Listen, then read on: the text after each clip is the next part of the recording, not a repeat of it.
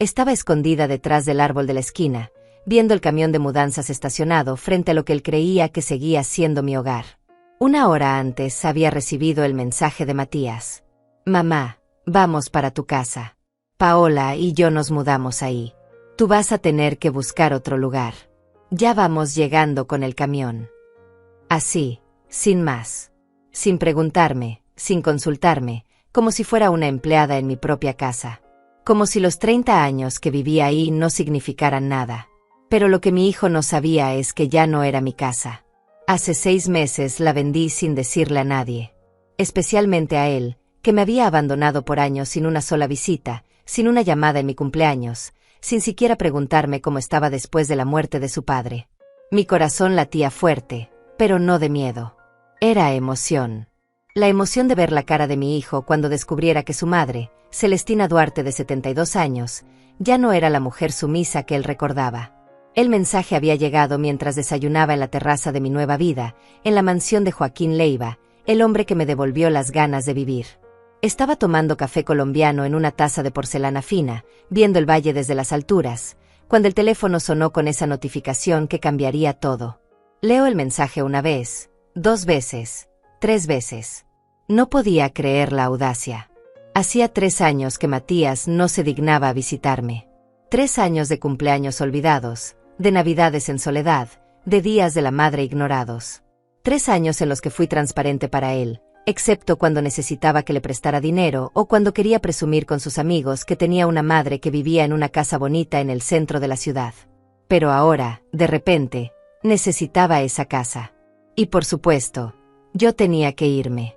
Sin consulta, sin conversación, sin la más mínima consideración hacia la mujer que le dio la vida.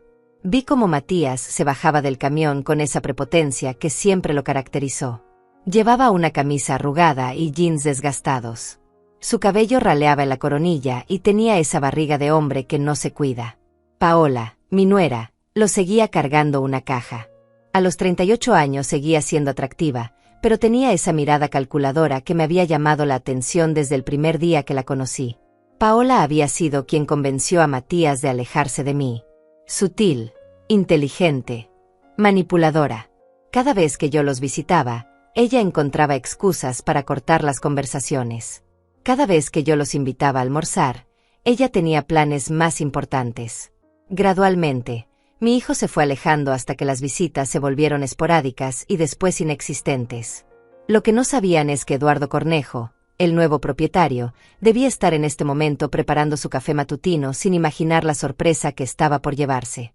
Un hombre divorciado de 50 años que había comprado la casa después de un divorcio doloroso, buscando un nuevo comienzo en un lugar lleno de paz.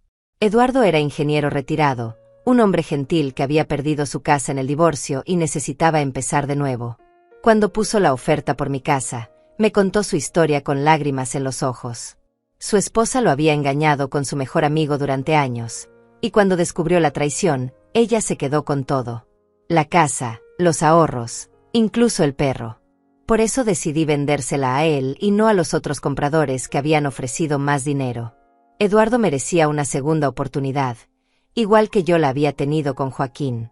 Matías caminó hacia la puerta con esa seguridad arrogante que siempre tuvo. Lo conocía tan bien. Ese caminar prepotente, esos hombros echados hacia atrás, esa manera de ocupar el espacio como si le perteneciera por derecho divino. Era igualito a su padre en los peores momentos, cuando creía que el mundo giraba alrededor de él. Ni siquiera tocó el timbre.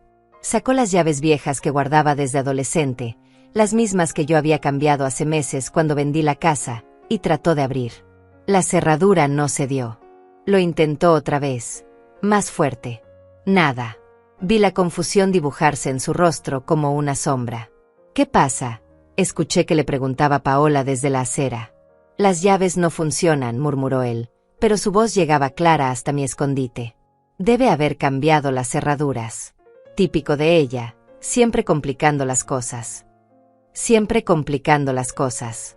Esas palabras me dolieron más de lo que esperaba. Para él, cualquier decisión que yo tomara sin consultarle era una complicación. Como si mi vida entera fuera un obstáculo para sus planes. Finalmente tocó el timbre. 1 vez, 2 veces, 3 veces con impaciencia creciente. Paola dejó la caja en el suelo y se acercó a él con cara de preocupación genuina. Por primera vez en años, vi miedo en sus ojos. Miedo de que sus planes no salieran como esperaba. Los pasos se acercaron desde adentro. Eduardo debía estar caminando hacia la puerta, preguntándose quién tocaba tan insistentemente un domingo por la mañana. Oí el sonido familiar de la cerradura abriéndose desde adentro, el mismo sonido que había escuchado miles de veces durante mis 30 años en esa casa. La puerta se abrió lentamente y apareció Eduardo en bata de dormir azul marino, con una taza de café humeante en la mano y cara de sorpresa total. Sus cabellos grises estaban despeinados y sus ojos marrones parpadearon varias veces, tratando de entender por qué un hombre desconocido con un camión de mudanzas estaba parado en su entrada. ¿Sí?, preguntó Eduardo con voz confundida pero educada. Matías se quedó completamente paralizado. Su boca se abrió pero no salió ningún sonido. Era como ver a alguien tratando de procesar una información imposible. Paola dio un paso atrás como si hubiera visto un fantasma, su mano volando instintivamente hacia su pecho. El silencio se extendió por segundos que parecían eternos. El viento movía las hojas del árbol donde me escondía, y yo contuve la respiración para no perderme ni un segundo de este momento que había estado esperando durante meses. Disculpe, logró articular finalmente mi hijo, su voz sonando extraña y forzada. Creo que hay un error. Esta es la casa de mi madre, Celestina Duarte. ¿Quién es usted y qué hace aquí? Eduardo tomó un sorbo pausado de su café, mirándolos con curiosidad genuina. Pude ver en su rostro que estaba empezando a entender la situación, y una pequeña sonrisa se dibujó en la comisura de sus labios. No hay ningún error, joven, dijo con voz calmada pero firme. Yo soy Eduardo Cornejo y esta es mi casa. La compré hace 6 meses a su madre. Las palabras cayeron como piedras sobre Matías. Vi cómo su rostro se transformaba lentamente de confusión a incredulidad, y después a algo parecido al pánico puro. Sus manos temblaron ligeramente. Eso es imposible, saltó Paola con voz temblorosa pero agresiva. La señora Celestina vive aquí. Siempre ha vivido aquí. No puede haber vendido sin decirnos nada. Eduardo se recargó tranquilamente contra el marco de la puerta, aparentemente disfrutando el drama que se desarrollaba frente a él. Tenía toda la paciencia del mundo. Pues sí lo hizo, señora. Tengo todos los papeles legales en regla. La señora Celestina vendió la casa y se mudó a una de las mansiones más hermosas en el alto de la ciudad. ¿Mansión?, preguntó Matías con voz quebrada, como si esa palabra fuera un idioma extranjero. Sí, al parecer conoció a un hombre muy adinerado y distinguido. Joaquín Leiva, creo que se llama. Viven juntos en una casa preciosa con vista panorámica al valle. Debe tener por lo menos 5 habitaciones. Mi hijo parecía estar procesando información que su cerebro se negaba a aceptar. Su madre, la viuda solitaria y abandonada que la había dejado atrás, no solo había vendido la casa familiar sin consultarle, sino que estaba viviendo una vida de lujo con otro hombre. Desde mi escondite, sonreí por primera vez en años. Una sonrisa real, profunda, liberadora. Pero no siempre fue así. Hubo un tiempo en que mi vida giraba completamente alrededor de Matías, cuando él era el centro de mi universo y yo vivía solo para verlo feliz. Durante 30 años en esa casa, construí cada rincón pensando en él. Cada mueble, cada decoración, cada planta del jardín estaba puesta ahí para crear el hogar perfecto para mi hijo. Recuerdo cuando tenía 8 años y llegaba corriendo del colegio gritando «¡Mamá!» antes de cruzar la puerta. Sus pequeños pies corrían por el pasillo de baldosas que yo mantenía siempre impecable, y se lanzaba a mis brazos oliendo a tiza y a recreo. En esa época, yo era su heroína. Era la mujer que resolvía todos sus problemas, que curaba sus heridas con besos, que hacía aparecer sus comidas favoritas como por arte de magia. Mi rutina era perfecta y predecible. Me levantaba a las 5:30 de la mañana, preparaba el desayuno mientras él se alistaba para el colegio. Huevos revueltos con queso, jugo de naranja recién exprimido y pan tostado cortado en triángulos, exactamente como le gustaba. Después lo llevaba al colegio en el auto, siempre cantando las mismas canciones que él había escogido para el viaje. Las mañanas eran para limpiar la casa hasta que brillara. Aspiraba cada rincón, sacudía cada mueble, organizaba cada cajón. La casa tenía que estar perfecta para cuando Matías regresara. Lavaba su ropa con el suavizante que más le gustaba, planchaba hasta sus pijamas, Organizaba su cuarto como si fuera un hotel de 5 estrellas. Los lunes cocinaba su estofado favorito. Los martes, milanesas con puré. Los miércoles, pasta con la salsa especial que había aprendido de mi madre. Los jueves, pollo al horno con papas doradas. Los viernes, pizza casera para celebrar el fin de semana. Los sábados, asado en el patio con sus amigos. Los domingos, el almuerzo especial que duraba horas preparando. Mi esposo Roberto trabajaba en la oficina del gobierno desde las 7 hasta las 4 de la tarde. Era un hombre bueno pero distante, de esos que creían que el hogar era responsabilidad exclusiva de la mujer. Llegaba cansado, se sentaba en su sillón a leer el periódico y a ver las noticias, y esperaba que la cena estuviera lista a las 7 en punto. No era malo conmigo, simplemente no estaba presente. Su mundo era el trabajo, el fútbol los fines de semana y las cervezas con los amigos los viernes por la noche. Roberto murió hace 5 años de un infarto fulminante mientras podaba las rosas del jardín. Fue un domingo por la mañana. Yo estaba preparando el almuerzo cuando lo oí caer. Corrí hacia el patio y lo encontré entre las flores que tanto cuidaba, con las tijeras aún en la mano y una expresión de sorpresa en el rostro. El funeral fue austero. Roberto no era un hombre de muchos amigos, y la familia de él vivía lejos. Matías vino al entierro, por supuesto, pero se fue al día siguiente alegando compromisos de trabajo. Me dejó sola para lidiar con los papeles, las deudas, los recuerdos y el silencio ensordecedor de una casa que de repente se había vuelto demasiado grande para mí. Durante los primeros meses después de la muerte de Roberto, Matías me visitaba los domingos. Llegaba con Paola alrededor del mediodía, comíamos juntos, conversábamos un poco sobre el trabajo, sobre el clima, sobre noticias que no nos importaban realmente. Pero incluso en esas visitas, yo sentía que estaba cumpliendo con una obligación más que disfrutando de mi compañía. Paola nunca se sintió cómoda en mi casa. Siempre encontraba algo que criticar sutilmente. Que si las cortinas estaban pasadas de moda, que si los muebles eran muy oscuros, que si la decoración era demasiado anticuada. Nunca lo decía directamente, pero sus comentarios envenenados caían sobre mis oídos como gotas de ácido. Celestina, ¿no has pensado en renovar un poco la sala? Con tantos años, debe estar pidiendo un cambio, decía mientras pasaba su dedo por el respaldo del sofá que Roberto y yo habíamos comprado para celebrar nuestro 10º aniversario. ¿No te parece que esta casa es demasiado grande para ti sola? Debe ser muy costoso mantenerla, agregaba mientras miraba las plantas del jardín que yo cuidaba con tanto amor. Matías nunca la contradecía. Peor aún, comenzó a hacerse eco de sus comentarios. Mamá, Paola tiene razón. Deberías considerar mudarte a algo más pequeño. Esto es mucho trabajo para una mujer de tu edad. Gradualmente, las visitas se volvieron más espaciadas. De todos los domingos pasaron a 2 veces al mes, después una vez al mes, después solo en fechas especiales. Mi cumpleaños número 68 lo celebré sola. Matías me llamó por teléfono para felicitarme, pero tenía una reunión importante y no podía venir. La Navidad de ese año fue especialmente dolorosa. Preparé la cena tradicional como siempre, puse la mesa para 3 personas con la vajilla buena, decoré la casa con las luces que a Matías le gustaban desde niño. Ellos llegaron tarde, comieron rápido y se fueron temprano porque tenían una fiesta con los amigos de Paola.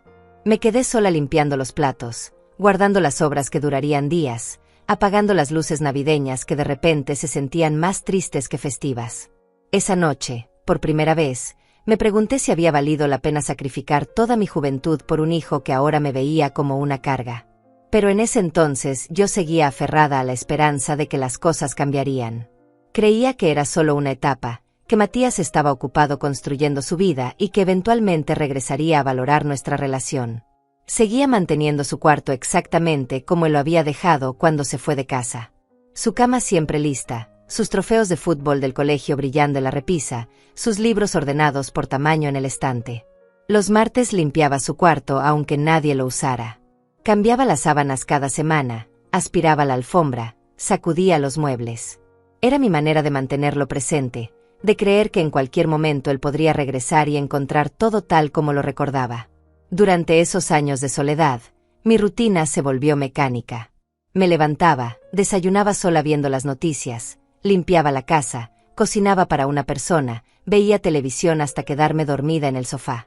Los días se desdibujaban unos con otros en una monotonía gris que me iba consumiendo lentamente. Mis amigas de la juventud se habían mudado o habían muerto. Las vecinas eran cordiales pero distantes. Rosa Olivares era la única que ocasionalmente me visitaba para tomar té y conversar, pero ella también tenía su propia familia y sus propios problemas. La casa que una vez había sido mi orgullo se convirtió en una carga. Las goteras del techo costaban dinero que apenas tenía. El jardín se volvía más difícil de mantener. Las escaleras me cansaban más cada día. Pero yo me aferraba a ese lugar porque era lo único que me conectaba con los años felices, cuando Matías era pequeño y yo era indispensable en su vida. Durante 3 años viví así, esperando llamadas que no llegaban, preparando comidas para visitas que no venían, manteniendo una casa demasiado grande para una mujer sola que se iba volviendo invisible para el mundo. Hasta que una tarde de lluvia, mientras tomaba té en la cocina viendo caer las gotas por la ventana, me hice la pregunta que cambiaría todo: ¿qué estoy haciendo con mi vida? Tenía 69 años, estaba sola, cansada y esperando la muerte como si fuera una liberación.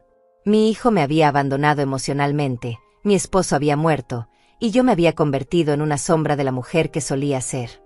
Esa noche, por primera vez en décadas, lloré. Lloré por todos los años perdidos, por todas las oportunidades desperdiciadas, por toda la vida que había dejado pasar mientras esperaba que otros me dieran un propósito. Pero cuando terminé de llorar, algo había cambiado dentro de mí. Una chispa de rebeldía que creía extinta comenzó a encenderse lentamente. Y ahí fue cuando decidí que era hora de vivir para mí. Todo cambió una tarde de abril cuando decidí limpiar el ático. Había estado posponiendo esa tarea durante meses, pero la casa se sentía cada vez más pesada y necesitaba deshacerme de cosas que ya no servían.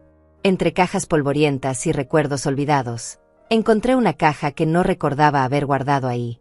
Estaba marcada con la letra de Roberto, papeles importantes, 1998.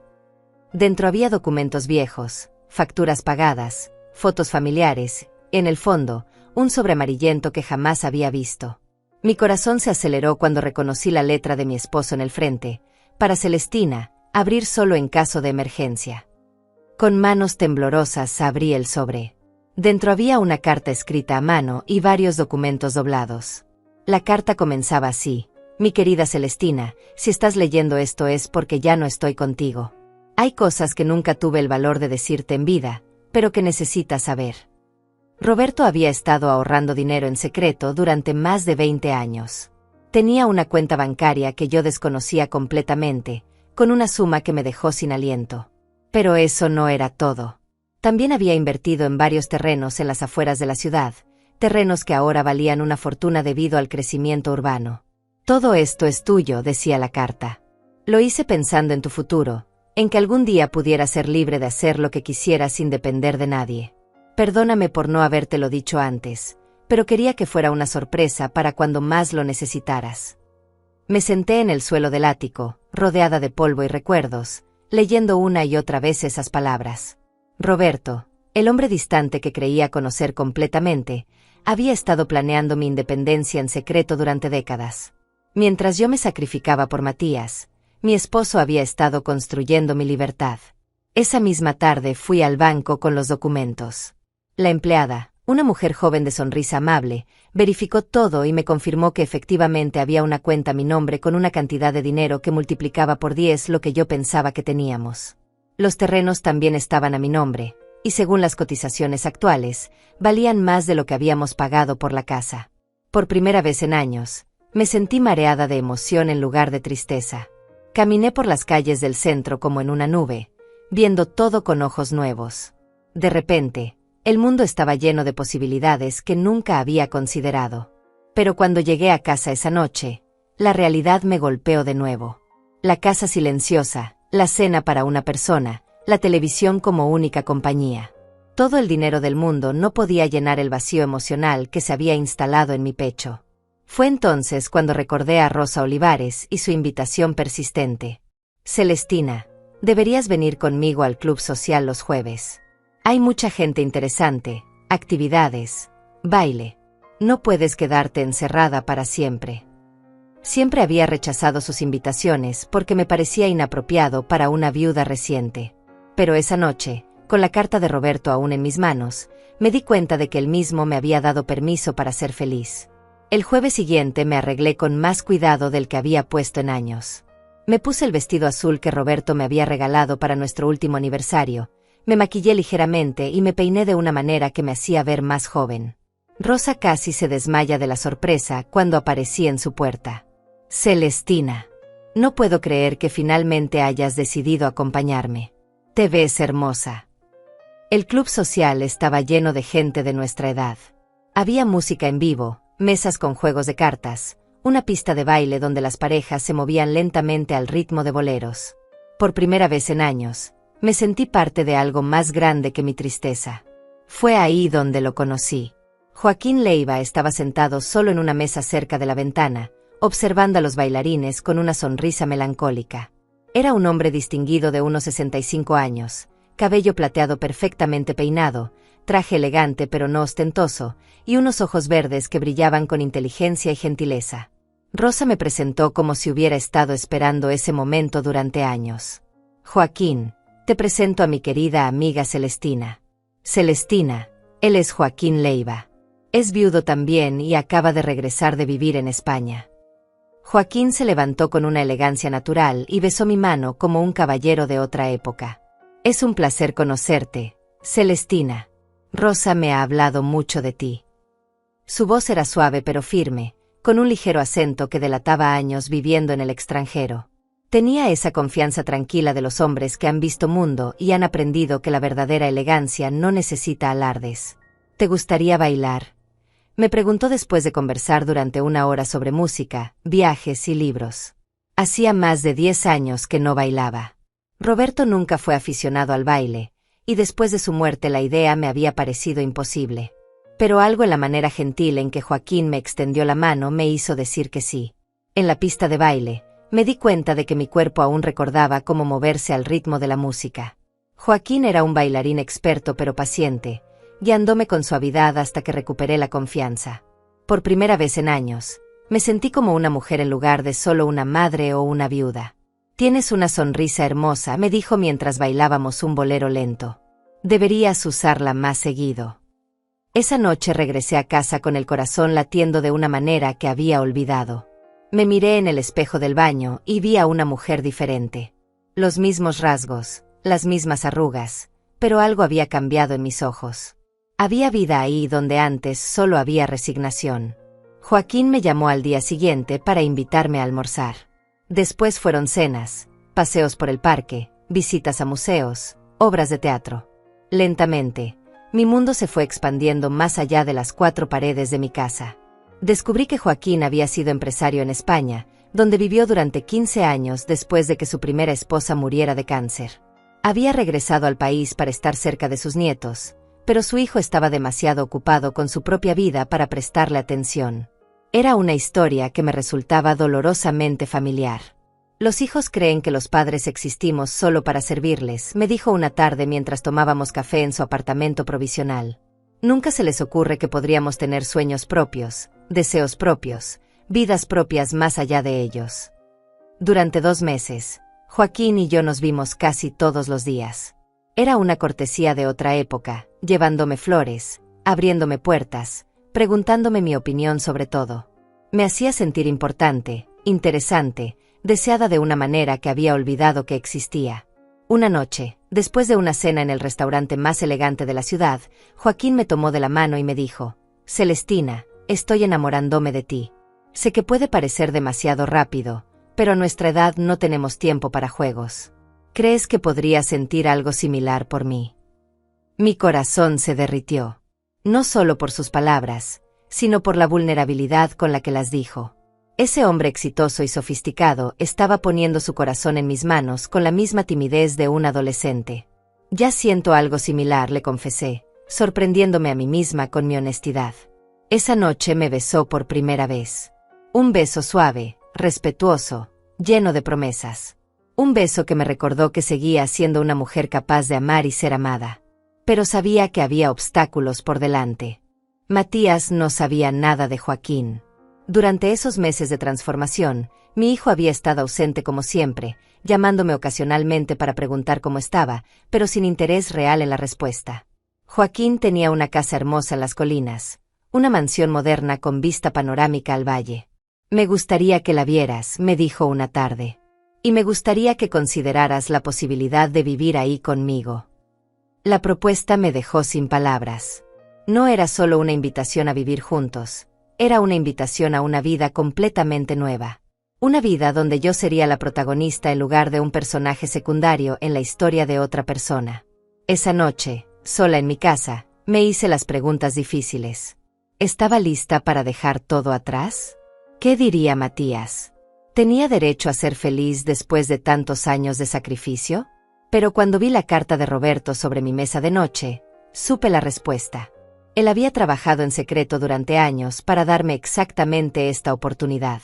La oportunidad de elegir mi propia felicidad. Al día siguiente llamé a Joaquín y le dije que sí. La decisión de vender la casa vino naturalmente después de eso. Si iba a empezar una nueva vida, tenía que cerrar completamente el capítulo anterior. La casa estaba llena de recuerdos hermosos, pero también de tristeza y soledad. Era hora de dejarla ir. Puse la casa en venta sin decirle a Matías. No porque quisiera lastimarlo, sino porque finalmente había entendido que mi vida no necesitaba su aprobación. Eduardo Cornejo fue el primer comprador que vino a verla, y supe inmediatamente que era la persona correcta. Su historia de traición y nuevo comienzo resonó profundamente conmigo. Le vendí la casa por un precio justo, no por el dinero, sino porque merecía la misma oportunidad de felicidad que yo había encontrado. El día que firmamos los papeles, le entregué las llaves con lágrimas en los ojos. No de tristeza, sino de liberación. Por primera vez en décadas, estaba tomando una decisión completamente mía. 3 días después me mudé a la mansión de Joaquín. Y no le dije nada a mi hijo. Los primeros días en la mansión de Joaquín fueron como vivir en un sueño. Despertar cada mañana en una cama con sábanas de seda, en una habitación con ventanales enormes que daban al valle, con el sonido de los pájaros en lugar del tráfico de la ciudad. Joaquín me había dado toda la libertad para decorar y cambiar lo que quisiera, pero la casa ya era perfecta tal como estaba. Tenía una cocina moderna con electrodomésticos que parecían sacados del futuro, una biblioteca llena de libros en español e inglés, un jardín con flores que nunca había visto y una piscina donde Joaquín nadaba todas las mañanas.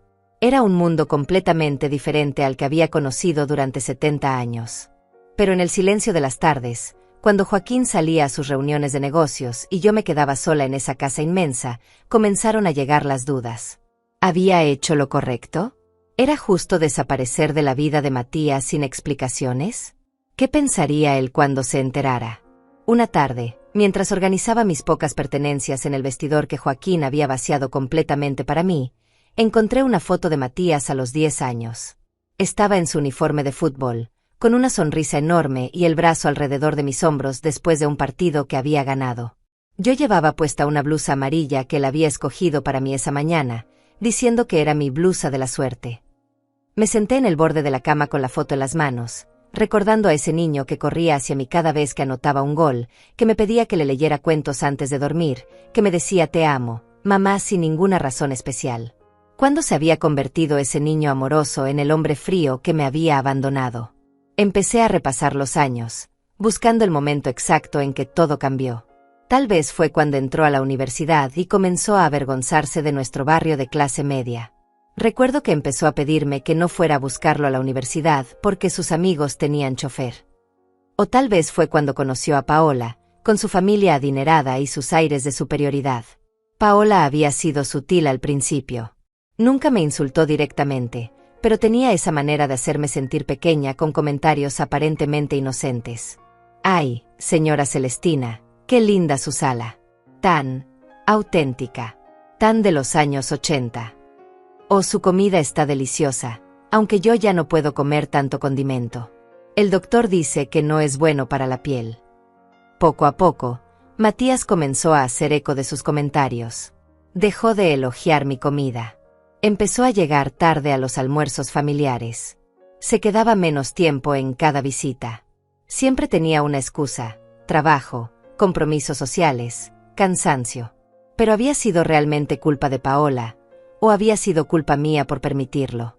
¿Había malcriado tanto a Matías que él creía tener derecho a tratarme como una empleada?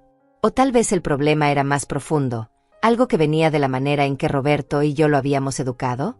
Roberto nunca fue muy cariñoso con Matías. Era un padre presente pero distante, de esos que creen que la disciplina es más importante que el afecto. Tal vez Matías había aprendido de él que las mujeres estaban ahí para servir y que el amor se daba por sentado en lugar de cultivarse.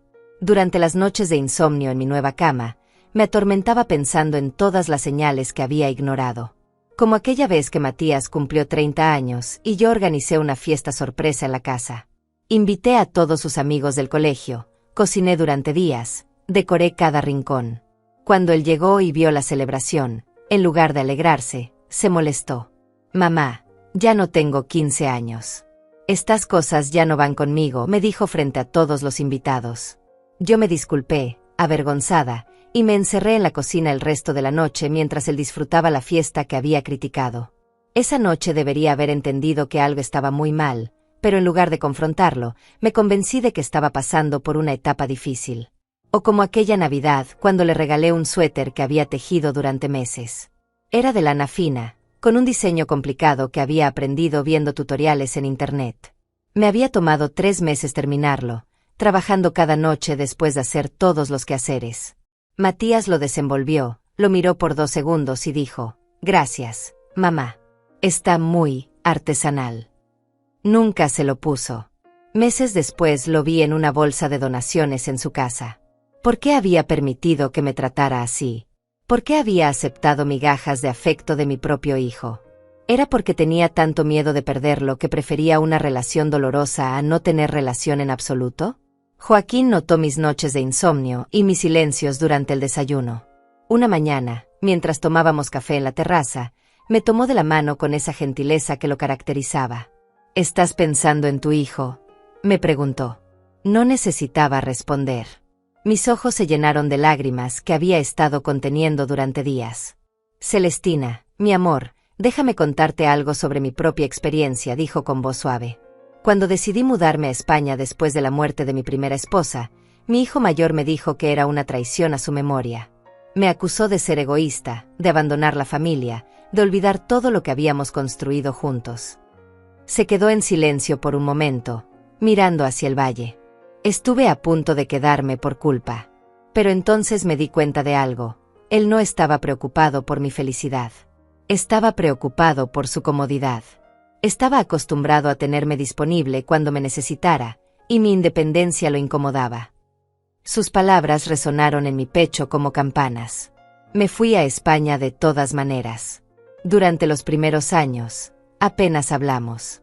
Él estaba furioso porque había tomado una decisión sin consultarle, como si mi vida fuera propiedad suya. Pero después de unos años, cuando vio que yo era feliz, cuando se dio cuenta de que no había perdido a su padre sino que había ganado una versión mejor de él, nuestra relación mejoró. «¿Crees que eso pasará con Matías?», le pregunté con voz temblorosa. Joaquín me acarició la mejilla con ternura. «No lo sé, mi amor.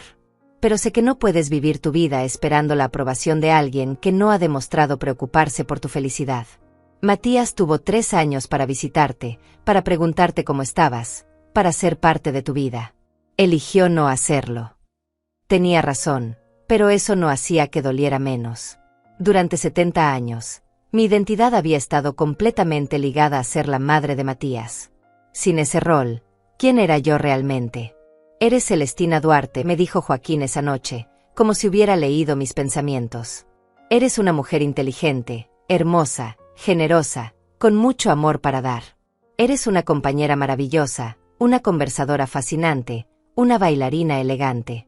Eres muchas cosas además de ser madre». Pero las dudas persistían. ¿Y si Matías realmente me necesitaba y yo no estaba ahí? ¿Y si tenía problemas y no sabía cómo contactarme? Y sí. Una noche, no pude más y decidí llamarlo. Marqué su número con manos temblorosas, ensayando en mi mente lo que le diría. El teléfono sonó 1 vez, 2 veces, 3 veces. «Hola, mamá», contestó con voz distraída. Podía escuchar la televisión de fondo. «Hola, mi amor. ¿Cómo estás?» «Bien, bien. Ocupado con el trabajo. ¿Tú cómo estás? Era la misma conversación superficial de siempre. Ni siquiera había notado que hacía semanas que no hablábamos. Estoy bien también. Solo quería escuchar tu voz. Ah, qué bueno. Oye, mamá, estoy viendo una película con Paola. ¿Te parece si hablamos mañana? Claro, mi amor. Que disfruten la película. Gracias. Hasta mañana. Colgó sin decir te amo, sin preguntarme realmente cómo estaba, sin notar que había algo diferente en mi voz. Para él, yo seguía siendo la misma presencia de fondo que siempre había sido. Esa noche lloré en los brazos de Joaquín. Lloré por el hijo que había perdido sin darme cuenta, por los años desperdiciados esperando migajas de afecto, por la mujer que había sido antes de convertirme solo en la mamá de Matías. No lo llames mañana, me aconsejó Joaquín suavemente. Déjalo que se dé cuenta por sí mismo de que algo ha cambiado. Y eso hice. No lo llamé al día siguiente, ni al otro, ni al otro. Esperé a ver cuánto tiempo pasaría antes de que él notara mi ausencia. Pasaron 2 semanas. Cuando finalmente me llamó, su tono era diferente. Más preocupado. Mamá, no has llamado. ¿Está todo bien? Sí, mi amor. Todo está muy bien. ¿Segura? Suenas diferente. Por un momento, consideré contarle todo. Sobre Joaquín, sobre la casa vendida, sobre mi nueva vida. Pero algo me detuvo. La certeza de que él no llamaba porque me extrañara, sino porque había notado que su rutina había cambiado. Estoy perfectamente, Matías. Solo he estado ocupada. ¿Ocupada con qué? La pregunta me sorprendió. Hacía años que no me preguntaba en qué ocupaba mi tiempo. Con cosas mías, respondí vagamente. Hubo un silencio incómodo. Bueno, está bien. Cuídate, mamá. Tú también, mi amor. Esa conversación fue la última que tuvimos antes de que él decidiera aparecer con el camión de mudanzas. Ahora, escondida detrás del árbol viendo su cara de shock absoluto, me daba cuenta de que todas mis dudas habían sido infundadas. Matías no había notado mi ausencia hasta que necesitó algo de mí. No había venido a visitarme por amor o preocupación. Había venido porque necesitaba mi casa. Y la ironía era deliciosa. La casa que él quería ya no era mía. La mujer que él creía que podía manipular ya no existía. La madre sumisa que daba todo y no pedía nada a cambio había muerto el día que encontré la carta de Roberto. En su lugar había nacido Celestina Duarte, la mujer que vivía en una mansión con vista al valle y que había aprendido que su felicidad no dependía de la aprobación de nadie. Ni siquiera de su hijo. Después de ver la cara de shock de Matías, regresé a la mansión con una mezcla de satisfacción y nerviosismo. Joaquín estaba en su estudio revisando unos documentos cuando llegué. Al verme, inmediatamente notó mi estado de ánimo. ¿Cómo te fue en el mercado?, me preguntó, aunque los dos sabíamos que no había ido al mercado. Matías llegó a la casa, le dije simplemente. Joaquín dejó los papeles sobre el escritorio y me hizo una seña para que me sentara a su lado en el sofá de cuero. ¿Y qué pasó? Exactamente lo que esperábamos. Llegó con un camión de mudanzas pensando que podía echarme de mi propia casa para mudarse él con Paola. ¿Hablaste con él? No. Me escondí y vi todo desde lejos. Eduardo le explicó que él es el nuevo propietario y que yo vivo contigo en las colinas. Joaquín asintió pensativamente. Conocía a Matías solo por mis relatos, pero había llegado a entender perfectamente el tipo de hombre que era mi hijo. ¿Qué piensas que hará ahora?, me preguntó. No lo sé, pero conozco a Matías. No se va a quedar con los brazos cruzados. Va a querer confrontarme. Tenía razón. Esa misma tarde, mi teléfono comenzó a sonar insistentemente. Primera llamada, no contesté. Segunda llamada, tampoco. A la tercera, decidí responder. Mamá. La voz de Matías sonaba entre confundida y furiosa. Hola, mi amor. ¿Dónde estás? Fui a tu casa y hay un extraño viviendo ahí. Me dijo que vendiste la casa hace 6 meses. ¿Es cierto eso? Su tono era demandante, como si yo le debiera explicaciones. Sí, es cierto. ¿Cómo que sí es cierto? ¿Por qué no me dijiste nada? Porque no era necesario consultarte. Era mi casa. El silencio del otro lado fue tan largo que pensé que había colgado. ¿Dónde estás viviendo ahora? En un lugar muy hermoso. Estoy bien, Matías. Quiero verte. Necesitamos hablar. Por supuesto. Cuando quieras. Ahora. Dime dónde estás. Su urgencia me confirmó lo que ya sospechaba. No estaba preocupado por mí. Estaba preocupado por sus planes arruinados. Estoy en la mansión de Joaquín Leiva, en las colinas del norte. ¿Conoces el sector de los Altos? ¿Joaquín Leiva? ¿Quién es Joaquín Leiva? Es mi pareja, Matías. Esta vez el silencio fue aún más largo. ¿Tú qué? Mi pareja. Vivimos juntos. Mamá, ¿estás bien? ¿Estás tomando algún medicamento nuevo? Porque esto no suena como tú. Su condescendencia me hirió más de lo que esperaba. Para él, era imposible que yo pudiera tener una vida propia, una relación amorosa, decisiones independientes. Estoy perfectamente, Matías. Mejor que nunca, de hecho. Voy para allá ahora mismo. No tienes la dirección. La busco. Los Altos no es tan grande. Colgó sin despedirse. Me quedé con el teléfono en la mano, sintiendo una mezcla de ansiedad y determinación. Era hora de que Matías conociera a la nueva Celestina. Joaquín había escuchado toda la conversación. ¿Estás segura de que quieres hacer esto aquí?, me preguntó. Podríamos encontrarnos en un lugar neutral. No. Quiero que vea cómo vivo ahora. Quiero que entienda que no soy la misma mujer que abandonó. Pasé la siguiente hora preparándome para la visita de mi hijo. Me puse el vestido azul marino que Joaquín me había regalado la semana anterior, me arreglé el cabello y me maquillé ligeramente. Quería verme bien, próspera, feliz. Joaquín preparó té y café, y puso algunas galletas finas en la sala principal. Tenía esa elegancia natural para estas situaciones sociales, producto de años de reuniones de negocios y eventos formales. ¿Quieres que esté presente durante la conversación?, me preguntó. Al principio sí. Quiero que Matías te conozca. Después, si necesitamos hablar a solas, te lo diré. El timbre sonó exactamente una hora después de la llamada telefónica. Joaquín fue a abrir mientras yo me quedé en la sala, sentada en el sofá con vista al valle. Quería que esa fuera la primera imagen que Matías tuviera de mí en mi nueva vida. Escuché voces en la entrada. La de Joaquín, educada y hospitalaria. La de Matías, tensa y cautelosa. Pasos en el pasillo de mármol. Y entonces aparecieron en la entrada de la sala.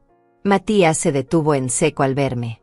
Sus ojos recorrieron la habitación, los muebles elegantes, las obras de arte en las paredes, los ventanales enormes, la vista espectacular. Después me miró a mí, sentada cómodamente en ese entorno de lujo como si hubiera nacido para estar ahí. Hola, mi amor, le dije con voz calmada. Mamá, respondió, pero su voz sonaba extraña. Esta casa es hermosa, ¿verdad?, completé su frase. Joaquín tiene muy buen gusto. Joaquín se acercó con esa sonrisa gentil que usaba para poner cómodos a los invitados nerviosos. Tú debes ser Matías. Tu madre me ha hablado mucho de ti. Mi hijo le extendió la mano mecánicamente, pero su expresión seguía siendo de total desconcierto. Mucho gusto, murmuró. Por favor, siéntense, dijo Joaquín señalando los sillones frente a mí. Les ofrezco algo de beber. Café estaría bien, respondió Matías, sin apartar los ojos de mí. Mientras Joaquín servía las bebidas, el silencio se extendió incómodamente. Matías me miraba como si estuviera tratando de resolver un rompecabezas imposible. No entiendo nada, dijo finalmente. Hace 6 meses vivías en la casa de siempre, sola, y ahora estás aquí, en esta mansión, con él. Se llama Joaquín, le corregí suavemente. Y sí, han pasado muchas cosas en estos 6 meses. ¿Por qué no me dijiste nada? La pregunta contenía una acusación implícita, como si yo hubiera cometido una traición. ¿Por qué no hablamos, Matías? Hace meses que no hablamos realmente. Pero yo te llamo. Me llamas para cumplir con una obligación. Preguntas cómo estoy, pero no escuchas la respuesta. Hablas 5 minutos y cortas porque tienes cosas más importantes que hacer. Joaquín regresó con la bandeja del café y se sentó a mi lado, no demasiado cerca para no incomodar a Matías, pero lo suficientemente cerca para demostrar que éramos una pareja. Tu madre es una mujer extraordinaria, le dijo Joaquín a mi hijo. Inteligente, culta, divertida. Tiene tanto que ofrecer al mundo. Matías lo miró con cierta hostilidad. Sí, es mi madre. Y tú tienes mucha suerte de tenerla, respondió Joaquín sin inmutarse por el tono agresivo. Matías, intervine antes de que la tensión escalara. Cuéntame por qué apareciste hoy con un camión de mudanzas en mi antigua casa. Mi hijo se removió incómodo en su asiento. Bueno, es que Paola y yo hemos estado pensando que tal vez era tiempo de... ¿De qué? De que viviéramos más cerca. Para cuidarte mejor. Era mentira y los dos lo sabíamos. Pero me sorprendió que ni siquiera intentara ser creativo con su excusa. Cuidarme. Repetí. Matías, tienes 45 años y hace 3 que no vienes a visitarme. ¿Por qué el repentino interés en cuidarme? No es repentino. Siempre me he preocupado por ti. Llamándome una vez al mes por 5 minutos. Estoy ocupado, mamá. Tengo trabajo, responsabilidades. Y yo tengo una vida nueva. Se produjo otro silencio tenso. Matías tomó un sorbo de café y miró por la ventana hacia el valle. Esta casa debe costar una fortuna, dijo finalmente. Ahí estaba. La verdadera preocupación. No mi felicidad, no mi bienestar emocional. El dinero. Joaquín es un hombre muy próspero, respondí simplemente. ¿Y qué pasó con el dinero de la casa que vendiste? La pregunta directa me tomó por sorpresa, aunque debería haberla esperado. ¿Esa es tu preocupación, Matías? El dinero. No es solo eso. Es que, bueno, yo pensaba que algún día ibas a heredar mi casa. No es eso exactamente. Entonces, ¿qué es exactamente? Matías se movió nerviosamente en su asiento, claramente incómodo con la dirección que había tomado la conversación. Es que no entiendo por qué tomaste decisiones tan importantes sin consultarme. Porque son mis decisiones, Matías. Mi vida, mi casa, mi dinero, mi futuro. Pero yo soy tu hijo. Sí, eres mi hijo. No mi dueño. Las palabras salieron con más dureza de la que había planeado, pero era necesario decirlas. Joaquín se levantó discretamente. Los voy a dejar conversar a solas, dijo con elegancia. Estaré en mi estudio si me necesitan. Cuando se fue, Matías se relajó visiblemente. Mamá, ¿estás segura de lo que estás haciendo? Apenas conoces a ese hombre. Lo conozco mejor de lo que tú me conoces a mí. La frase lo golpeó como una bofetada. Eso no es justo. ¿No es justo? Matías, ¿cuál es mi color favorito? ¿Qué me gusta hacer en mis tiempos libres? ¿Cuál fue mi sueño frustrado de juventud? ¿Qué me hace feliz además de ser tu madre? Se quedó en silencio, incapaz de responder una sola pregunta. Joaquín sabe todo eso y mucho más, continué. En 3 meses me ha prestado más atención que tú en 3 años. Pero yo he estado ocupado construyendo mi vida. Y yo he estado construyendo la mía. Era el momento de la verdad. Mi hijo tendría que decidir si podía aceptar que su madre había dejado de existir únicamente para él. La conversación con Matías se volvió más tensa cuando Paola llegó 1 hora después. Joaquín la hizo pasar con la misma cortesía que había mostrado con mi hijo, pero yo pude ver en sus ojos que había captado inmediatamente el tipo de mujer que era. Señora Celestina, dijo Paola con esa sonrisa falsa que yo conocía tan bien. Qué sorpresa encontrarla aquí. Se había vestido especialmente para la ocasión, un conjunto caro pero llamativo, maquillaje excesivo, joyas que gritaban dinero. Quería impresionar, pero en el elegante ambiente de la casa de Joaquín solo conseguía verse vulgar. Hola, Paola. Te ves muy arreglada. Gracias. Esta casa es impresionante. Es de alquiler. La pregunta directa no me sorprendió. Paola nunca había sido sutil. No. Es de Joaquín, mi pareja. Vivimos aquí juntos. Vi cómo intercambiaba una mirada rápida con Matías. Una mirada que me resultó familiar, pero que no pude descifrar completamente. ¿Su pareja?, preguntó con voz aguda. ¿Desde cuándo? Desde hace varios meses. Pero señora, ¿no le parece que es muy pronto después de la muerte de su esposo? La crítica velada me molestó profundamente. Roberto murió hace 5 años, Paola. Y francamente, no creo que mi vida personal sea de tu incumbencia. Claro que sí es de nuestra incumbencia, intervino Matías con voz más agresiva. Eres mi madre.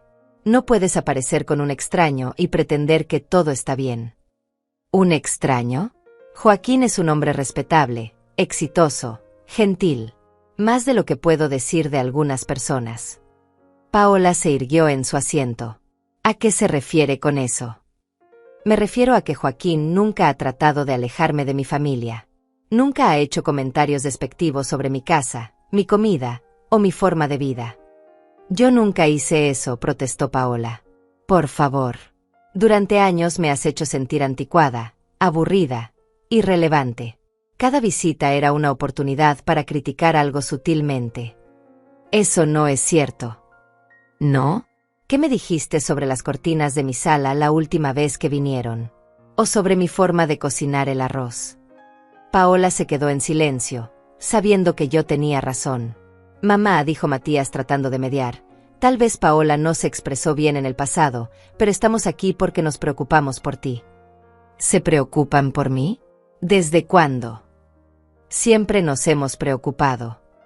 Matías, llegaste hoy con un camión de mudanzas para echarme de mi propia casa. Eso es preocupación. Mi hijo se puso rojo. No era para echarte. Era para vivir juntos. Como familia. ¿Y dónde pensabas que yo iba a vivir? Bueno, pensamos que podrías, que tal vez era tiempo de que consideraras una residencia para personas mayores. Un lugar bonito, con gente de tu edad. Ahí estaba la verdad. No querían cuidarme. Querían deshacerse de mí cómodamente para quedarse con mi casa. Una residencia, repetí lentamente. Querían mandarme a una residencia para quedarse con mi casa. No es eso, protestó Paola. Es que la casa es muy grande para usted sola, y nosotros podríamos mantenerla mejor. ¿Mantenerla para qué? Para la familia. Para el futuro. Para cuando yo me muera. El silencio incómodo que siguió fue toda la respuesta que necesitaba. Increíble, murmuré. Realmente pensaban que yo era tan tonta que no me daría cuenta. Mamá, no lo entiende. Entiendo perfectamente, Matías. Durante 3 años me abandonaron. No me visitaban, no me llamaban, no se preocupaban por mi soledad o mi tristeza. Pero aparece en el momento en que necesitan algo. No es así. ¿No? Entonces explícame por qué decidieron mudarse a mi casa justo ahora. ¿Qué cambió en sus vidas? Paola y Matías se miraron nuevamente. Esa mirada que había visto antes, pero no había entendido. Dímelo, Matías. ¿Qué pasó? ¿Perdieron su apartamento? ¿Tienen problemas económicos? No son problemas económicos exactamente, murmuró mi hijo. ¿Entonces qué? Es complicado, mamá. Tengo tiempo. Paola suspiró dramáticamente. Está bien. Matías perdió el trabajo hace 4 meses. Hemos estado viviendo de mis ahorros, pero ya no nos alcanza para el alquiler. Ahí estaba. La verdadera razón detrás de la visita repentina. ¿Y por qué no me dijeron nada antes? Porque no queríamos preocuparte, dijo Matías. O porque sabían que yo les habría ofrecido ayuda económica en lugar de mi casa.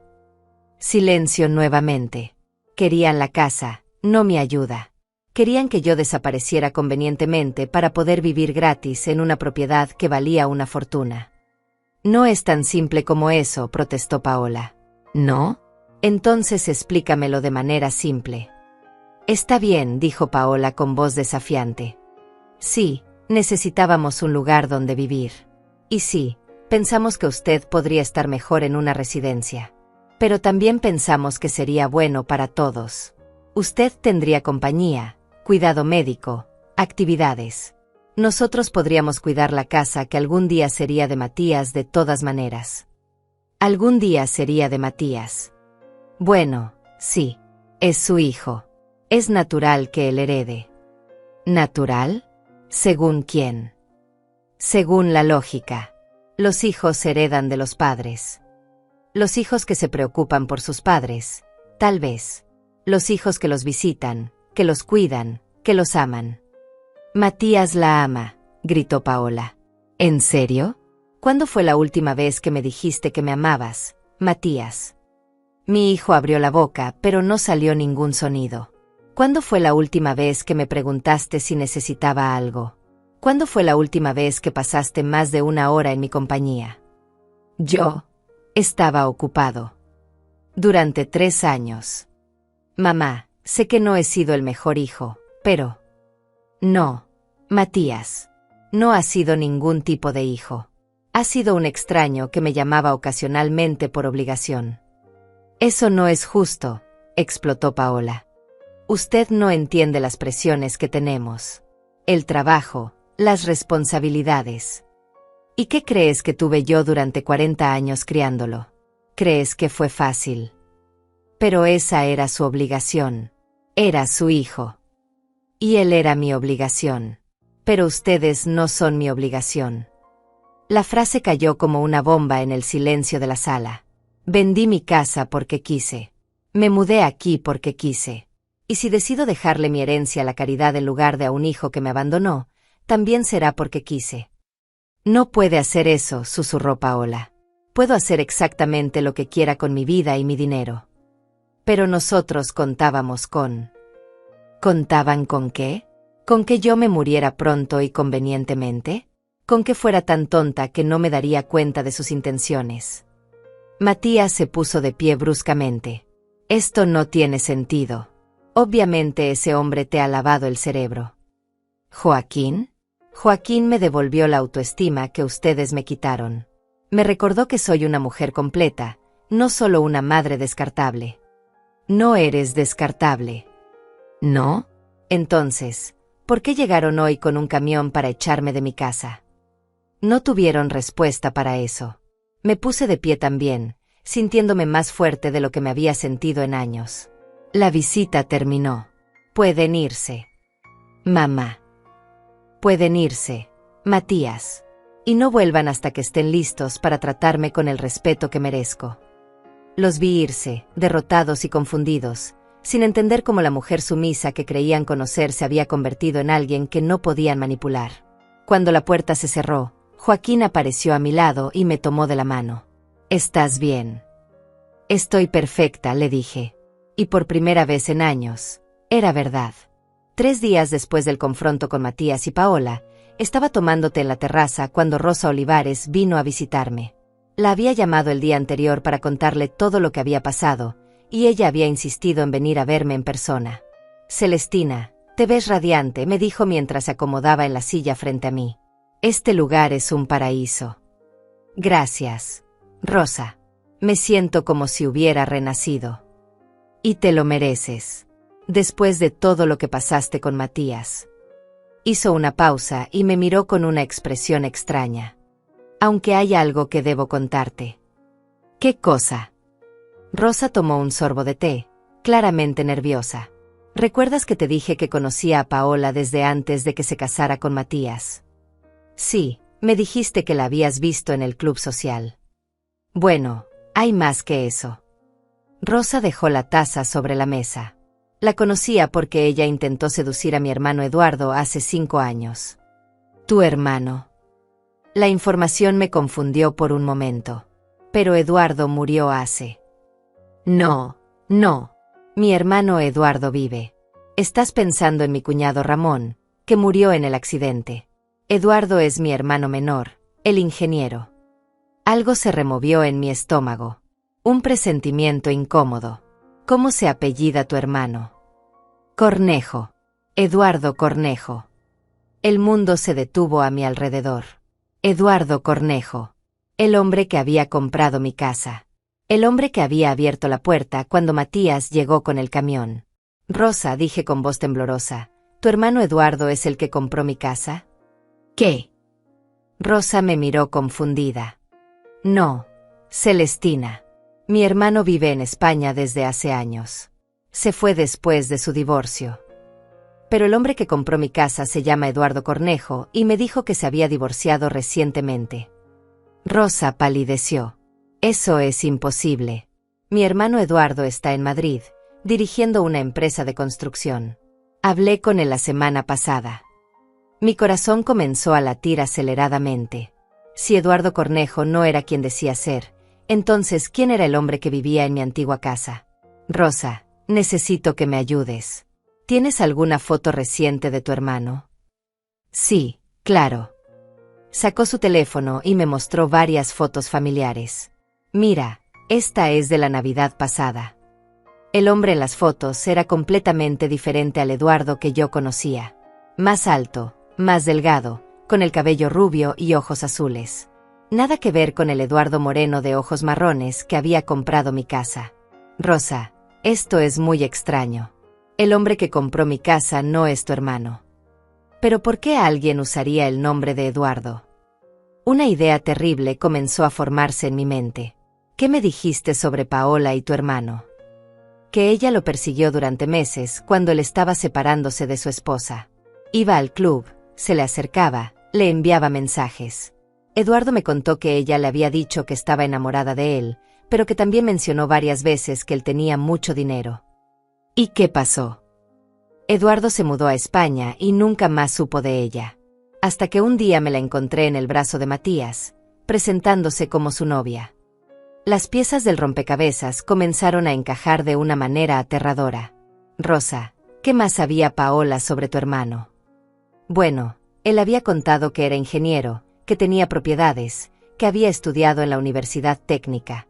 También le mencionó que pensaba regresar al país algún día para comprar una casa y establecerse. Dios mío, murmuré. Creo que Paola le dio toda esa información a alguien más. ¿A quién? No lo sé, pero tengo una sospecha horrible. Llamé inmediatamente a Joaquín, que estaba en una reunión en el centro de la ciudad. Mi amor, necesito que vengas a casa inmediatamente. Es urgente. ¿Estás bien? Estoy bien, pero creo que nos han estafado. Joaquín llegó en 20 minutos acompañado de su abogado, el doctor Mendoza, un hombre mayor de confianza que manejaba todos sus asuntos legales. Les expliqué todo lo que Rosa me había contado. El abogado tomó notas cuidadosamente. Señora Celestina, ¿tiene usted alguna copia de los documentos de la venta? Sí, por supuesto. Fui a buscar los papeles mientras Joaquín consolaba a Rosa, que se sentía terrible por haber desatado todo este problema. El doctor Mendoza revisó los documentos con lupa durante varios minutos. Estos papeles parecen legítimos, dijo finalmente. Pero necesitamos verificar la identidad del comprador. ¿Ustedes vieron su cédula de identidad? Sí, la revisé cuando firmamos. Decía Eduardo Cornejo. ¿Pero usted conoce físicamente al verdadero Eduardo Cornejo?, me preguntó el abogado. No, nunca lo había visto antes de ese día. Entonces es posible que el hombre que compró su casa esté usando documentos falsos. La revelación me golpeó como un rayo. No solo me habían estafado, sino que Paola probablemente estaba involucrada. Doctor Mendoza, dije lentamente, si este hombre usó documentos falsos para comprar mi casa, eso significa que la venta no es válida. Exactamente.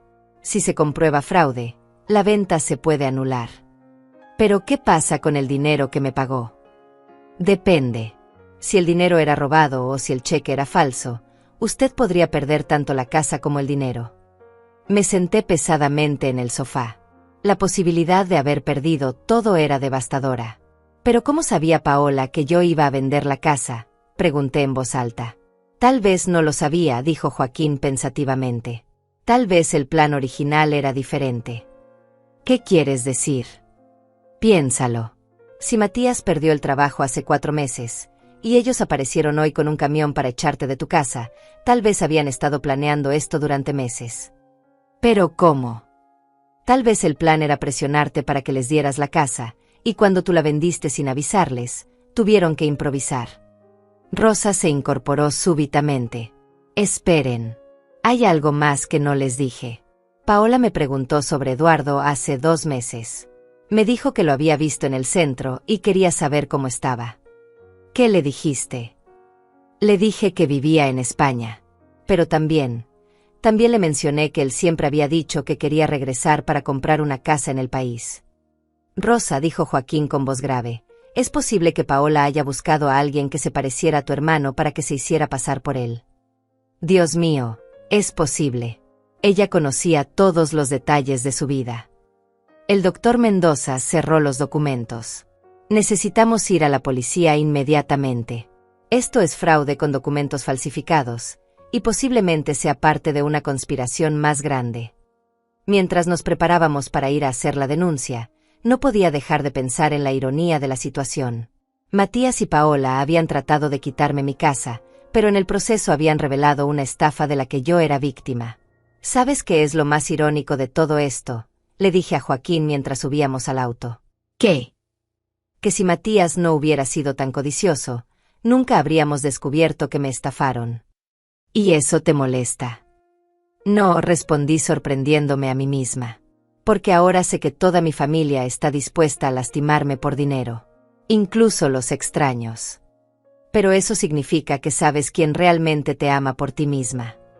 Miré a Joaquín, que conducía con esa serenidad que lo caracterizaba, sin dramatizar la crisis pero completamente comprometido a ayudarme a resolverla.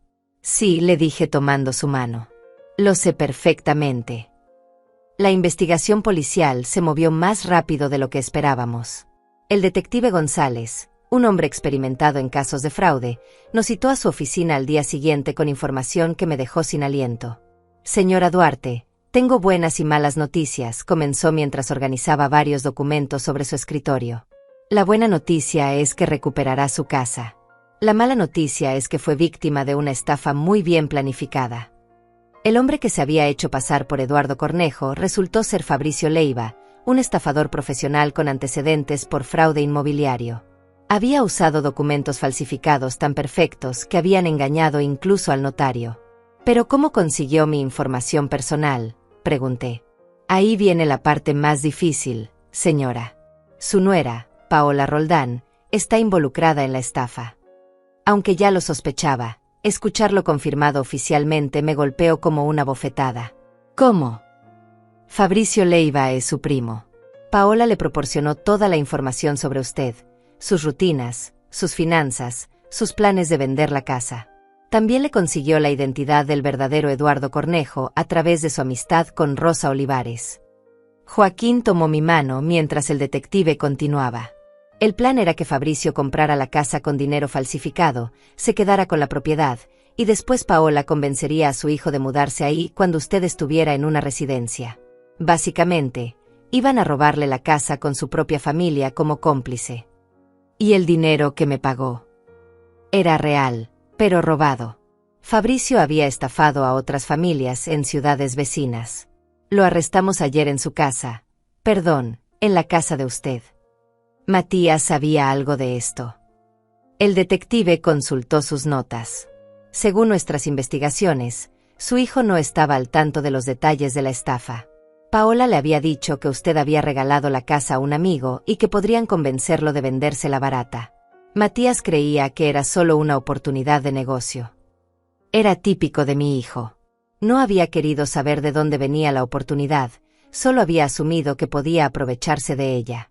¿Qué va a pasar ahora? Fabricio ya está arrestado. Paola será detenida esta tarde.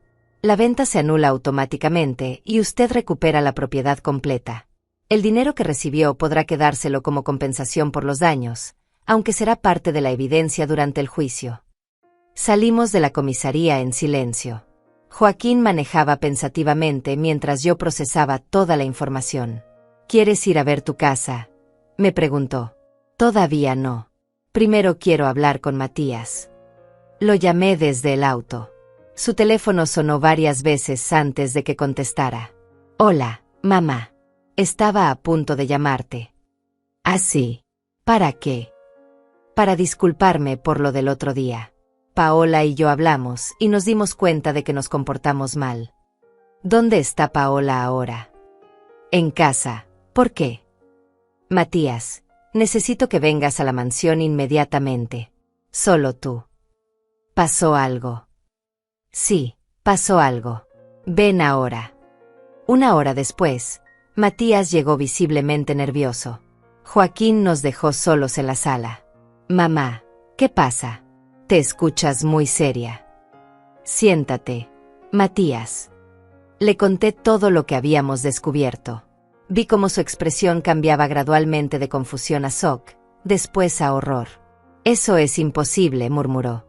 Paola no haría algo así. La policía la arrestó hace una hora. ¿Qué?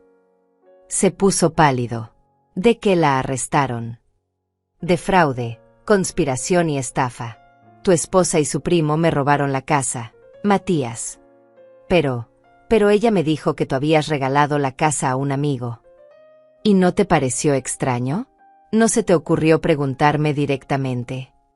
Yo pensé que estabas enojada conmigo y que por eso no me habías dicho nada.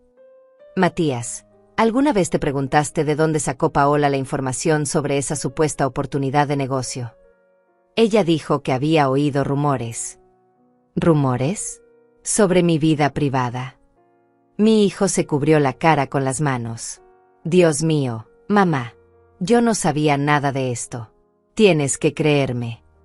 Te creo que no sabías los detalles, pero sabías que algo no estaba bien y elegiste no hacer preguntas. ¿Qué va a pasar con Paola? Va a ir a la cárcel. Y probablemente tú vas a tener que divorciarte si no quieres que te asocien con sus delitos. Pero yo la amo. Amas a una mujer que estafó a tu propia madre.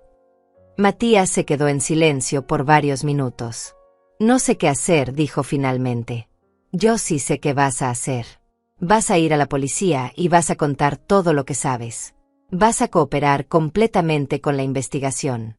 Y después vas a decidir si quieres tener una relación honesta conmigo o si prefieres seguir el camino de tu esposa. ¿Me perdonarías? Después de todo esto, ¿podrías perdonarme? La pregunta me sorprendió por su sinceridad. Matías, te perdono por ser un hijo ausente. Te perdono por haberme abandonado cuando más te necesitaba. Te perdono por haber querido echarme de mi propia casa. Pero no voy a volver a ser la madre que era antes. No voy a vivir esperando tus migajas de atención. No voy a centrar mi vida alrededor de ti. Eso significa que no quieres que seamos familia. Significa que si quieres ser mi familia, vas a tener que esforzarte. Vas a tener que llamarme porque realmente quieres saber cómo estoy. Vas a tener que visitarme porque disfrutas mi compañía. Vas a tener que tratarme como a una persona completa, no como a una madre que existe solo para servirte. ¿Y si no puedo? Si soy demasiado egoísta. Entonces serás honesto conmigo y con ti mismo, y cada uno seguirá su camino. Matías lloró esa tarde. Lloró como no lo había visto llorar desde que era niño. Lloró por Paola, por los años perdidos, por la madre que había dado por sentada y casi había perdido para siempre. Quiero intentarlo, me dijo cuando se calmó. Quiero aprender a ser tu hijo otra vez. ¿Estás seguro? No va a ser fácil. Ya no soy la mujer que me sacrificaba por otros. Estoy seguro. Y creo que me gusta más esta versión de ti. Esa noche, Joaquín y yo cenamos en la terraza bajo las estrellas. ¿Cómo te sientes?, me preguntó. Extrañamente en paz. Durante años pensé que había fracasado como madre porque Matías se había alejado de mí. Ahora entiendo que él necesitaba alejarse para poder crecer. ¿Y Paola? Paola me hizo un favor sin saberlo. Me obligó a ver la verdad sobre mi familia y sobre mí misma. ¿La odias? No. La compadezco. Debe ser terrible vivir así, siempre tramando, siempre mintiendo, nunca confiando en nadie. Joaquín me besó suavemente. Te amo por ser así de generosa. Te amo por haberme enseñado que merezco ser amada. Al día siguiente fuimos a recuperar mi casa. Eduardo, o mejor dicho, Fabricio, había sido removido por la policía. Las llaves estaban otra vez en mis manos. Caminé por las habitaciones vacías, recordando los años felices y los tristes. Ya no sentía nostalgia. Sentía gratitud por todo lo que esa casa me había enseñado. ¿Qué vas a hacer con ella?, me preguntó Joaquín. Venderla. Esta vez a una familia de verdad. ¿No te da tristeza? No. Mi hogar está contigo ahora. Puse la casa en venta nuevamente. Esta vez, una joven pareja con un bebé la compró. Cuando les entregué las llaves, vi en sus ojos la misma ilusión que Roberto y yo habíamos tenido 30 años atrás. Que sean muy felices aquí, les dije. Y lo decía en serio. La justicia siguió su curso. Paola fue sentenciada a 3 años de cárcel. Fabricio recibió 5 años. Matías se divorció y comenzó a terapia psicológica. Y yo comencé la etapa más feliz de mi vida. Un año después, estaba desayunando en la terraza de la mansión cuando sonó mi teléfono. Era Matías, que ahora me llamaba todos los domingos por la mañana, no por obligación, sino porque realmente quería conversar conmigo. Buenos días, mamá. ¿Cómo amaneciste? Muy bien, mi amor. Joaquín y yo vamos a ir al mercado de artesanías y después al almuerzo con Rosa. ¡Qué bueno! ¿Y cómo va el proyecto de la fundación? Sonreí al escuchar la pregunta. Hacía 6 meses había establecido una fundación para ayudar a mujeres mayores víctimas de estafas familiares. El dinero de la venta de mi casa y los ahorros que Roberto me había dejado me permitían financiarla completamente. Muy bien. Esta semana ayudamos a 3 señoras que estaban siendo presionadas por sus hijos para vender sus casas. Una de ellas me recordó mucho a cómo era yo antes. Me alegra saber que estás ayudando a otras personas. ¿Y tú cómo estás? ¿Cómo va el trabajo nuevo? Después del escándalo con Paola, Matías había perdido su trabajo anterior, pero había conseguido uno mejor en una empresa más pequeña donde valoraban su experiencia. Bien. Es diferente trabajar en un lugar donde realmente aprecian lo que haces. Me alegro. ¿Vendrás a almorzar el domingo que viene? Por supuesto. ¿Puedo traer algo? Solo trae ganas de conversar. Joaquín quiere enseñarte su nueva colección de orquídeas.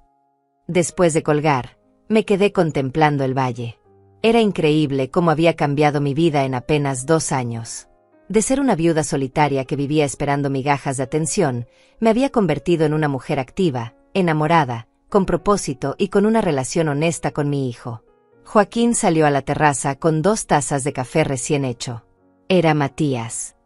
Sí, va a venir el domingo. Me gusta cuando viene. Se nota que realmente quiere estar aquí. Era cierto. Después de la crisis con Paola, Matías había empezado terapia y había trabajado mucho en entender por qué había sido tan distante conmigo. Las visitas ahora eran naturales, relajadas, llenas de conversaciones reales. ¿Sabes qué me dijo la semana pasada? Le conté a Joaquín. Que ahora entiende por qué su padre y yo nos enamoramos. Dice que antes no podía ver mis cualidades porque solo me veía como mamá, pero que ahora puede ver a la mujer completa. Es un buen hijo cuando se lo propone. Sí, lo es. Solo necesitaba crecer. Esa tarde fuimos al centro de la ciudad para una reunión de la fundación.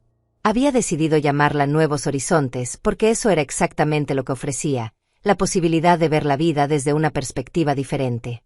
En la reunión estaba Antonia Roldán, una señora de 75 años cuyos hijos la habían convencido de vender su casa para mudarse a un apartamento pequeño. Cuando llegó a nosotros, estaba deprimida y confundida, sintiéndose culpable por dudar de las intenciones de su familia. Señora Celestina, me dijo después de la reunión, no sé cómo agradecerle. Usted me ayudó a entender que tengo derecho a tomar mis propias decisiones. ¿Qué decidiste finalmente? Que no voy a vender mi casa. Si mis hijos quieren visitarme, son bienvenidos. Pero si solo quieren mi propiedad, pueden esperar a que me muera. Me reí con su respuesta directa. ¿Y cómo reaccionaron ellos? Al principio se molestaron. Pero después de unas semanas, mi hijo menor vino a disculparse. Dice que no se había dado cuenta de cómo me estaba presionando. ¿Y los otros? Los otros demostraron que usted tenía razón. Cuando vieron que no iban a conseguir la casa, dejaron de visitarme. Pero ahora sé quién realmente me ama. Historias como la de Antonia me recordaban constantemente por qué había decidido crear la fundación. No era solo para ayudar a otras mujeres, sino para darle sentido a todo lo que había vivido. Esa noche, Joaquín y yo cenamos en el jardín bajo la luz de las velas. Era nuestro ritual de los viernes, una cena especial para celebrar la semana que terminaba. ¿Alguna vez te arrepientes?, me preguntó mientras brindábamos con vino tinto. ¿De qué? De haber tardado tanto en vivir tu vida. Pensé en la pregunta mientras observaba las luces de la ciudad parpadear en el valle. No me arrepiento. Creo que necesitaba vivir todo lo que viví para poder apreciar lo que tengo ahora. Incluso lo de Paola y la estafa. Especialmente eso. Si no hubiera pasado, tal vez habría seguido siendo la misma mujer de siempre. Tal vez habría terminado en una residencia, esperando visitas que nunca llegaban. ¿Y qué le dirías a esa mujer de hace 2 años si pudieras hablar con ella? Le diría que vale más de lo que cree, que tiene derecho a ser feliz, que no tiene que pedirle permiso a nadie para vivir su vida. Algo más. Le diría que el amor verdadero existe, incluso a los 70 años, que nunca es demasiado tarde para empezar de nuevo. Joaquín se levantó de su silla y me extendió la mano. Bailamos. No había música, pero bailamos de todas maneras bajo las estrellas, mecidos por el sonido del viento en los árboles y el latido de nuestros corazones. Te amo, Celestina Duarte, me susurró al oído. Y yo te amo a ti, Joaquín Leiva. Mientras bailábamos lentamente en nuestro jardín, pensé en todas las mujeres que en este momento estaban viviendo lo que yo había vivido, sintiéndose invisibles, descartables, viviendo para otros en lugar de para ellas mismas. Quería gritarles que había otra manera de vivir, que era posible ser madre y mujer al mismo tiempo, que era posible amar a los hijos sin sacrificar la propia felicidad, que era posible empezar de nuevo a cualquier edad. Al día siguiente era sábado, mi día favorito de la semana. Joaquín y yo íbamos a caminar por el parque, después almorzaríamos en nuestro restaurante preferido, y por la tarde recibiríamos a Rosa para tomar té y conversar. Era una vida simple pero llena. Una vida elegida, no impuesta. Una vida donde cada día era una oportunidad para ser feliz en lugar de una obligación que cumplir. Esa noche, antes de dormir, me miré en el espejo del baño. Vi a una mujer de 73 años con arrugas alrededor de los ojos, cabello plateado y manos marcadas por el tiempo. Pero también vi algo que no había estado ahí durante décadas. Una sonrisa genuina. Hola, Celestina, me dije a mi reflejo. Me gusta conocerte. Me metí en la cama junto a Joaquín, que ya dormía tranquilamente. Escuché el sonido de su respiración pausada, sentí el calor de su cuerpo junto al mío, y me quedé dormida sintiendo una paz profunda. Por primera vez en mi vida, estaba exactamente donde quería estar. Había aprendido que la felicidad no consiste en ser perfecta para otros, sino en ser auténtica para una misma. Que el amor verdadero no exige sacrificios, sino que inspira crecimiento. Que nunca es demasiado tarde para escribir un final diferente para tu propia historia. Hoy estoy sola en el sentido de que ya no dependo emocionalmente de nadie más para sentirme completa. Pero por primera vez en mi vida, estoy en paz. Y esa paz vale más que todos los años que perdí esperando que otros me dieran un lugar en sus vidas. Porque finalmente entendí que el lugar más importante que puedo ocupar es el centro de mi propia vida.